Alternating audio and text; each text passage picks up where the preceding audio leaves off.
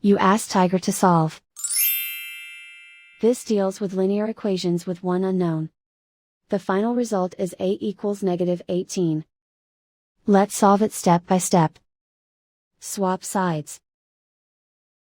Group all constants on the right side of the equation. Add 6 to both sides. Simplify the arithmetic.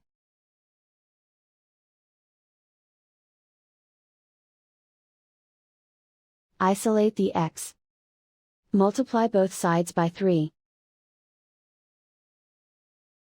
Group like terms.